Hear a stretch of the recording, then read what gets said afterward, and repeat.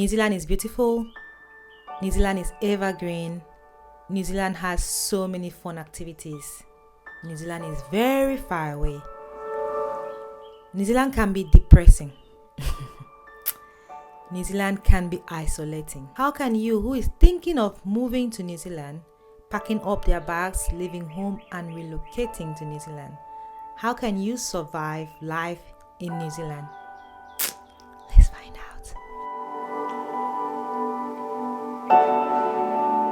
Kia ora whanau, it's your girl the Sassy Engineer, your favorite Niger Kiwi down here in New Zealand. And in this video, we'll be looking at living in New Zealand. How have I been surviving in New Zealand for this long?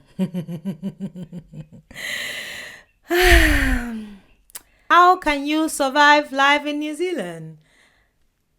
Yeah, let's explore that topic. I've been in New Zealand for quite a while. I haven't just been living in New Zealand in my small house. I have moved around New Zealand a lot. I've traveled New Zealand. I've been to most of the tourist places. I have lived in different places. I have lived around different suburbs. I have met different types of people. I have lived in a big city for quite a while and in a smaller city for quite a while. So I think that I have the qualifications to tell you how life can be in New Zealand and how you can make your life worthwhile while you live here in New Zealand, either temporarily or permanently. Now, if you're joining us for the first time, don't forget to click the subscribe button to join this community and make sure you hit the thumbs up button to like this video and share it with people who need it. Now, around the topic of living in New Zealand, I remember the very first few videos that I've posted on my channel, I talked about homesickness, which is very common for people who have moved here to New Zealand. So basically migrants, especially those who moved without family. They move by themselves, which is most often students or those young people who just got jobs here. Homesickness is a big thing. And in that video, I've explored different strategies you can employ to deal with homesickness, because whether you like it or not, you're going to have homesickness. It's part of the routine of adapting to a new environment. Now, it's more pronounced if you moved here by yourself. But even people who move here with family experience homesickness. It's just that some of them may feel guilty to talk about it because they'll be like, but I have my family here with me. Nah, it's pretty normal if you move to a new environment, especially you know that you're going to be here for a very long time. So don't worry about that. You're not bad for feeling that way. Now, so watch that video to learn about strategies. Some of those things that I shared in that video, I'm going to share them again because it is part of moving and adapting to a new environment. If you have just recently moved to New Zealand, the first thing I advise you to do is to relax. Don't rush things. Yes, you need to do the basic stuff like get your IRD, maybe enroll at uni if you are coming here to study, and do the normal stuff. But don't rush to get integrated into the environment. It's going to happen. Just enjoy the process of it happening. You are not missing out in anything. Honestly, you are not missing out. I'm not saying be lazy and just let opportunities pass you by. No. But don't be too anxious to know everybody, know everywhere, get every place in that first week. Relax. You just made a huge decision by leaving your country. You just made a very long trip because New Zealand is very far away. Except you moved from Australia or Fiji, which is 4 hours. But it's still kind of far. But if you moved anywhere outside those places, it's at least 10 hours. It's a long journey. You should take your time to relax and just feel like a new person in a new country. Don't try to become a local too quickly because you may never have this opportunity again. It's a process and experience that you will not get experience again unless if you move to a new country. And by the time you move to that new country, you would have gotten some skills that will help you to adapt quickly compared to when you moved here, especially if this is your first move abroad. Try to enjoy that uncertainty, that unknown, that feeling of just being new to an environment. Enjoy that because you're going to miss it. And if you rush, there are chances that you're going to get entangled with people you would not normally want to be entangled with. You may lose money. You may make decisions that if you have sat down and thought about it, of course, not really stretch the thinking process, you wouldn't have made that decision. So first of all, relax.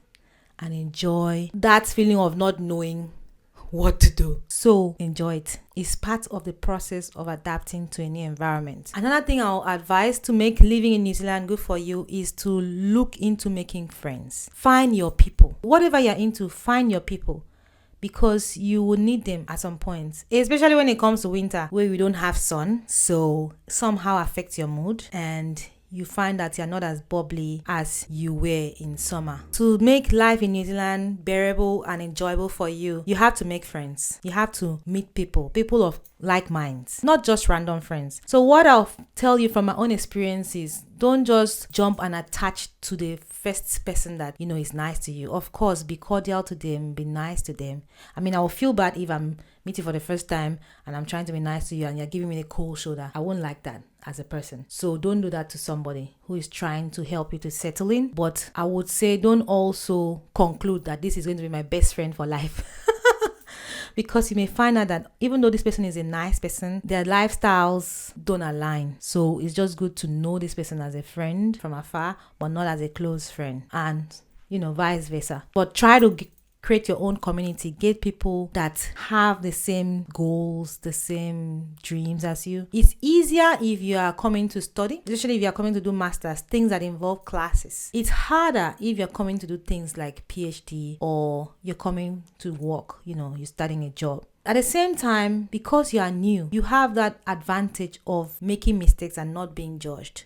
Because you are new, they're like, oh, this person is new. You don't know how these things are done here, So that is the opportunity that you have to actually get to meet people, make connections. I'm not saying be best friends for life, but have these people to call if you need something. And obviously, you're not there to use them. You need that connection to be genuine, or genuine, as people say. So get out there, get out of your comfort zone. It could be that you need to learn a skill, for instance, learn how to swim. Because one time I learned how to swim and I met, good people. And during that time, it was very nice, because once in a while we'll go for dinner. That's how you meet people. It may not be comfortable. It may feel like you're doing something that is not part of you. To me, I feel if you're not committing a crime and you're not going against your values, then it's fine. It's just that it's something out of your comfort zone. That's why you feel a little bit uncomfortable. So try and make friends. Especially if you're here by yourself. If you're here with family, you already have friends in your family. You don't necessarily need to make friends, but it's still good to get out there and know people, because it expands your mind. It gives you opportunity to learn more. You are not limited. So try to get out there and know people. One great way of doing this is by attending events that are particularly linked to your culture or to your country. For instance, in New Zealand, we have Nigerian events that are organized by Nigerian association, or even by individual people. Attend those things. One thing I would like to caution people, especially the new guys, is when you attend functions, especially those that are by your community, so it's still the culture that you experience back home, that you're going to have a little bit of that in that event. You probably have people, especially those people that you met, the first few people that you met, telling you, oh, be careful, people gossip a lot here, and all those negativity. Are they lying? Not necessarily. But should that be what you use to limit yourself from meeting people? I'll say no. Keep an open mind. Of course, you don't have to engage in gossip, because if you engage in gossip, you would be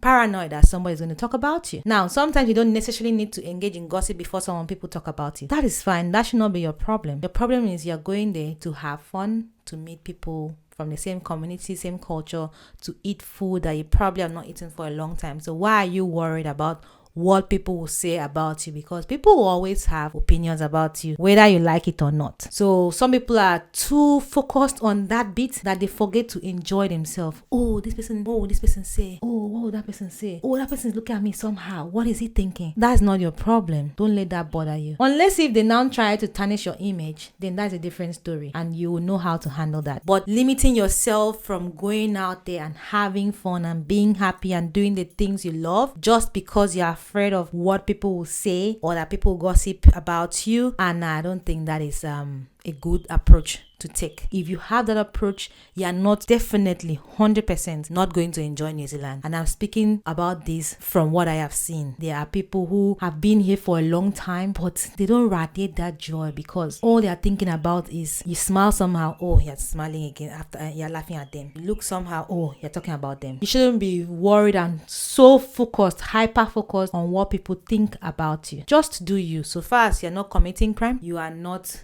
going going against your values and you're not treating others badly, I think you're fine. Another way I think that you can meet people and make friends is by volunteering, looking for community activities and volunteer your time. Some volunteering activities, they could compensate you by giving you a praise card or something. Sometimes they don't. But that's a great way of meeting people. Smile and say hello. When someone smiles at you, smile back. You can also meet people by trying out new skills. You could maybe learn how to swim. You could learn how to draw.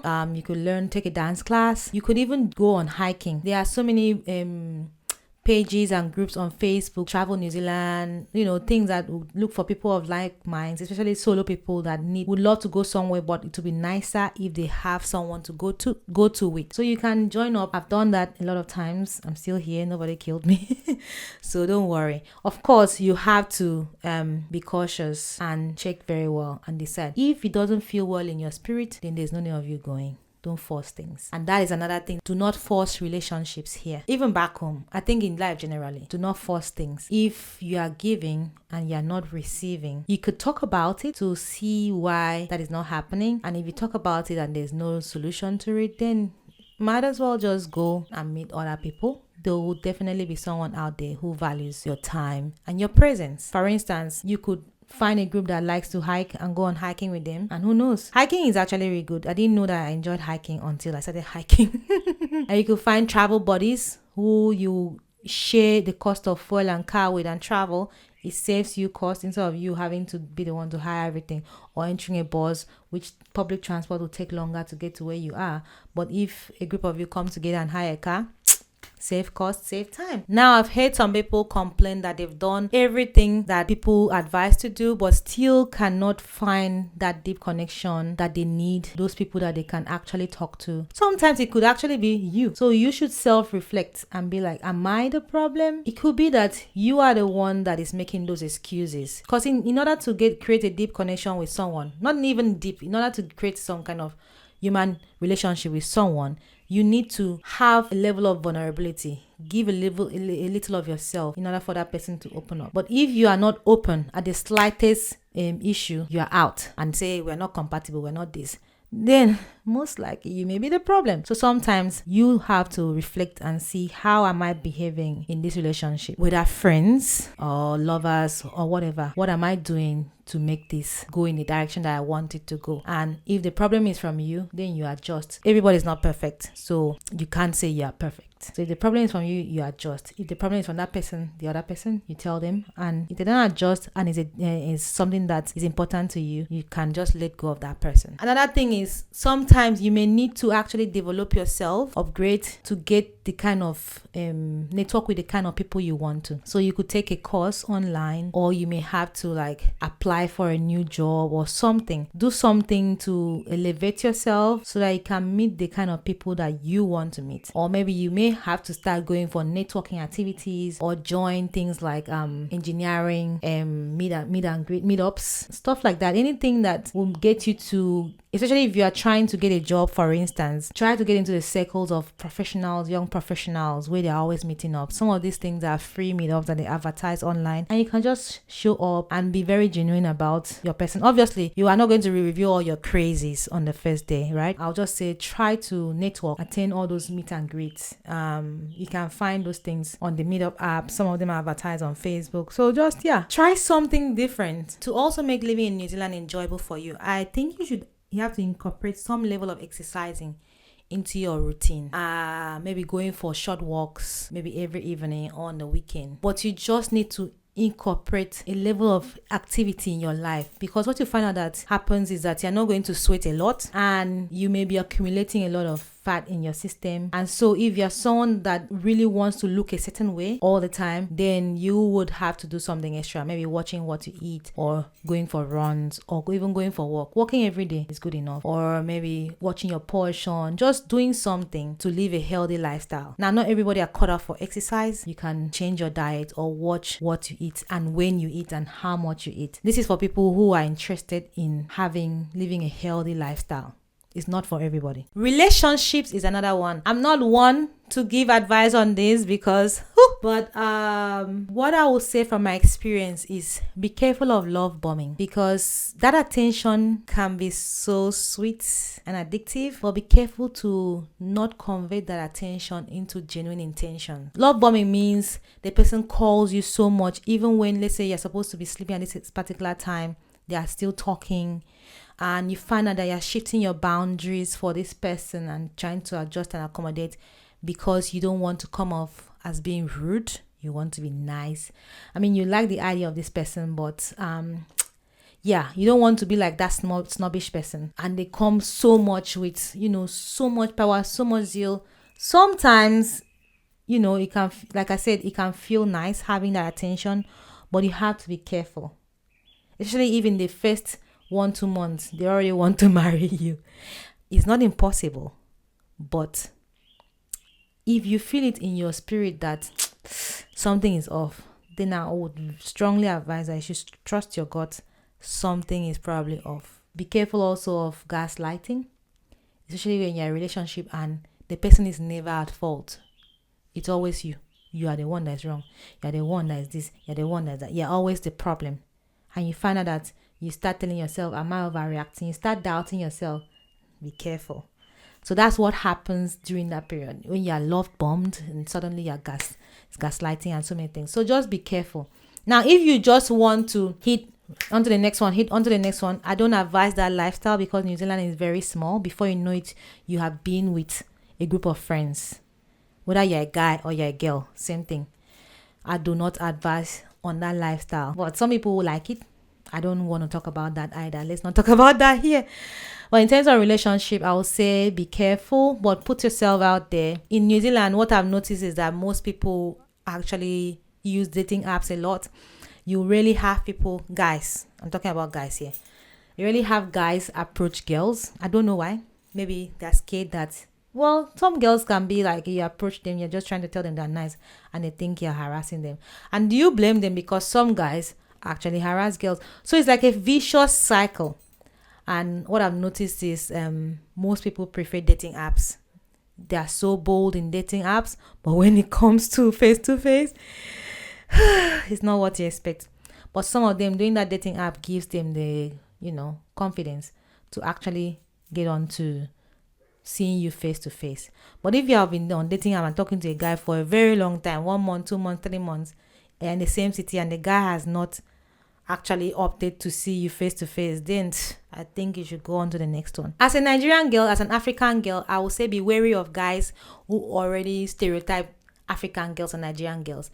Oh, you girls are so this, you girls are so that. I usually tell them, if you want to go ahead and date someone from another race, then go ahead and date someone from another race without tarnishing the image of girls from your country or from your own race. Just go ahead and date them. Nobody's stopping you. It is your life.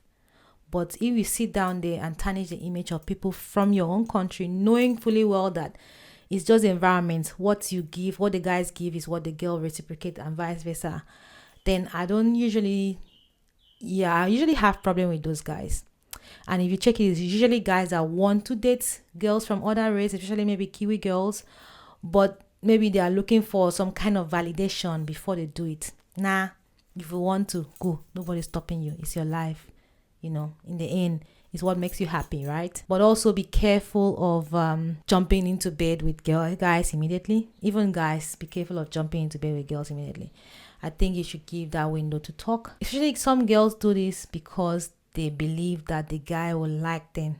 Nah. Try that Steve Harvey's 90-day rule thing. A guy will like you whether you sleep with him or not. So I would say don't jump into bed with a guy immediately. Give it time.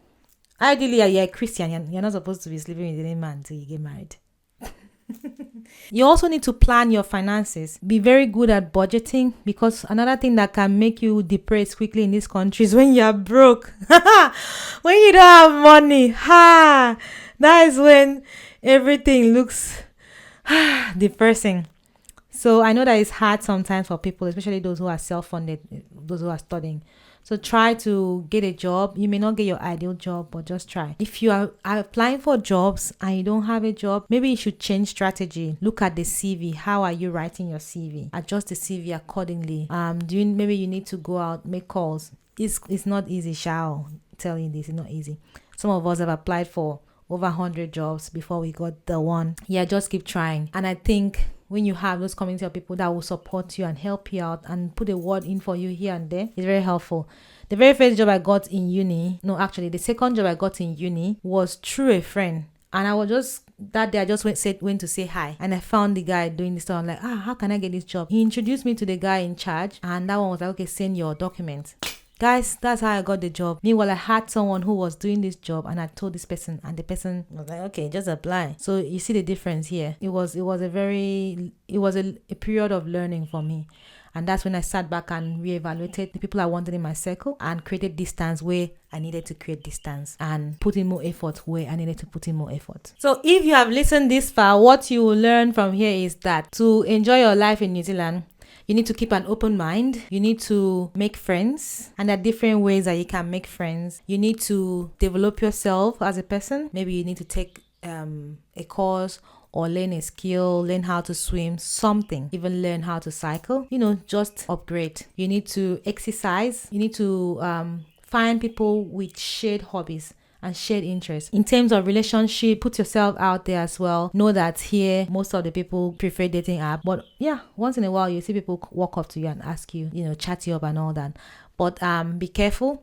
Don't just jump and leech to the first person that smiles at you. Be wary of love bombing. Those ones that want you, like yesterday. Be careful of those as well. The attention is sweet, but don't confuse it for genuine intention. Oh, look at the rhymes. What else? Just basically, I think, keep an open mind, step out of your comfort zone and take each day as it comes. Plan, but also don't overthink things. Be the kind of person you want your friends to be. So for instance, if you gossip about people to other people, definitely one of those days they'll gossip about you as well. So if you don't like gossiping, don't gossip yourself. But also know that don't live your life around what people think about you. Otherwise, you're not going to enjoy yourself. You're always going to be paranoid. Everybody's going to have opinion about you, whether you like it or not. So don't live your life depending on what people say. Oh, I don't want to go there. What will people say? Oh, I don't want to eat it. What will people say? Come on now. Don't do this. That's a little I want to say. It sort of sounds like ranting, but it's not exactly ranting. It's just me sharing from my knowledge and what I've heard from other people's stories with you guys. I'm going to come back with more as I get more information on how you can enjoy life in New Zealand. I'll end it by saying don't compare. Comparison is a stealer of joy. I think that's how they say it. Try your very best not to compare your life with the next person. That will save you a whole lot of trouble. Because there are people who have been here for long and have only grown a little inch. There are people who just came yesterday and have grown very fast. Rather than comparing your success to another person's success, why don't you sit down and say, okay, you can do it in a healthy way. I like how fast this person is going. What can I do to make mine like that? You're reflecting, you're taking notes. What should I do differently to grow that far? I think that's healthy comparison. But when you're comparing in a way that you become envious and jealous of the other person, it's not good. It's not good, okay? It's not good. Don't be jealous of people. Everybody's on a different path. So try your best not to compare your life with others. I hope this has helped you. Some of you already know these things anyway, but some of you probably have not seen it in this light before. So I hope you are able to learn a few things and put it into practice in your own life. If you haven't yet subscribed to the channel, make sure you click the subscribe button to join the community. Click the like button to like this video and share it to people who need it. It's your girl, the Sassy Engineer. Until next time, toodles.